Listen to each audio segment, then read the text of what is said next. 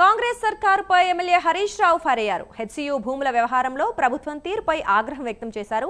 బుల్డోజర్లు పెట్టి వేలాది చెట్లు ఊచకోత కోశారన్నారు. ప్రభుత్వ చర్యల వల్ల మూగజీవాలు మృత్యువాత పడుతున్నాయని తెలిపారు.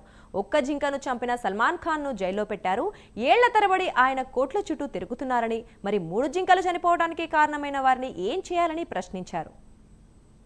జింకలు చనిపోయినాయి ఇప్పటికే అని చెప్పి స్పష్టంగా ఫోటోస్తో సహా ఎవిడెన్స్తో సహా కుక్కలు కొరికేస్తున్నాయి, జింకలు చనిపోతా ఉన్నాయి, జింకలు పరిసర ప్రాంతాల ప్రజల ఇళ్లల్లోకి వస్తున్నాయి.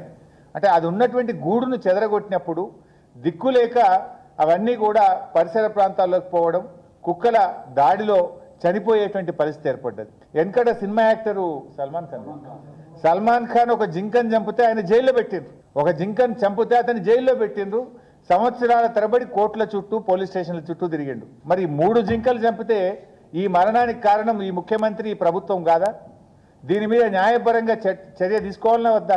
సెక్షన్ 29 ప్రకారం, సెక్షన్ 29 వైల్డ్ లైఫ్ యాక్ట్ ప్రకారంగా ఒక జింక కానీ ఒక ఎనిమల్, వైల్డ్ లైఫ్ ఎనిమల్ ఏదైనా చనిపోతే 7 సంవత్సరాల శిక్ష వేయాలని చట్టం చెప్తా ఉంది. ఇంత స్పష్టంగా మీరు ఇవాళ ప్రకృతిని విధ్వంసం చేసి, చెట్లను నరికివేసి, ఇవాళ మూగజీవాల విధ్వంసానికి పాల్పడి 3 జింకలు చనిపోవడానికి ఇలా బాధ్యత రాష్ట్ర ప్రభుత్వందా కాదా? ఇలా అటవీ శాఖను కూడా నేను అడుగుతా ఉన్నా. జనరల్ గా గ్రామాల్లో ఎవరైనా ఒక చెట్టు కొడితే అటవీ శాఖ పోయి ఆ బండ్లు సీజ్ చేస్తారు, కేసులు పెడతారు, జైళ్లలో పెడుతుంటారు. హైదరాబాద్ నడిబొడ్డున 400 ఎకరాల్లో జీవ విధ్వంసం జరుగుతూ ఉంటే హైదరాబాద్ లో ఉన్న PCCF గాని, ఇక్కడ ఉన్న DFO గాని, ఇక్కడ ఉన్న కన్జర్వేటర్ గాని, ఇక్కడ ఉన్న అటవీ శాఖ అధికారులు నిద్రపోతున్నారా?